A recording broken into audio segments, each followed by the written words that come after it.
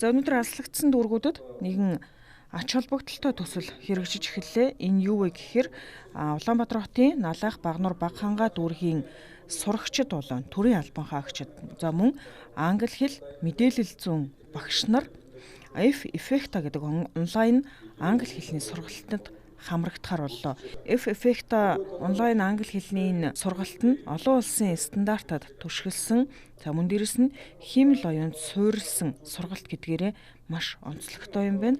Энэ сургалт нийтдээ 6 сарын хугацаатай хэрэгжих юм байна. За 6 сарын хугацаатай энэ химэл оюун дээр суурилсан цахим англи хэлний сургалтыг анх удаа бас Монгол улсад энэ Английн 65,000 гаруй багш ажилчинтай 1965 оноос хойш үйл ажиллагаа явуулж ирсэн. Тэгээд 120 улсад үйл ажиллагаа явуулдаг. Тэр дундаа одоо боловсролын бүрэн дунд ерөнхий болон дээд шатны бүх сургалтуудыг одоо хичээлүүдийг заадаг ийм одоо компани энэ хөтөлбөрийг оруулж ирж байгаа.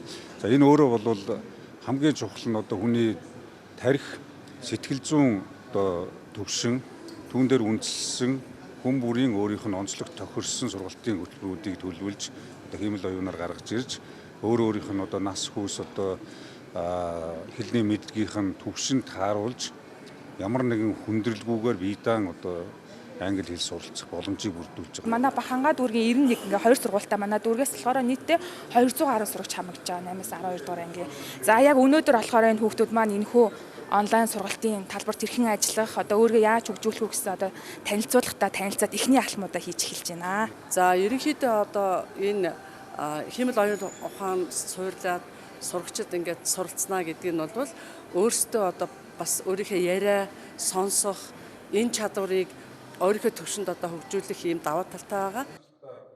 За монголчуудын англи хэлний төвшин олон улсад бага төвшөнд буюу нийт хүн амын 5-аас 10% нь л англиар ярьдаг гэсэн дүгнэлтийг гаргасан байдаг.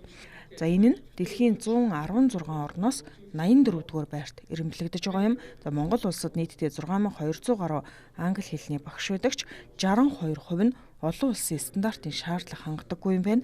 38% нь л англи хэл заах олон улсын стандартыг хангасан байна гэж үздэг юм байна.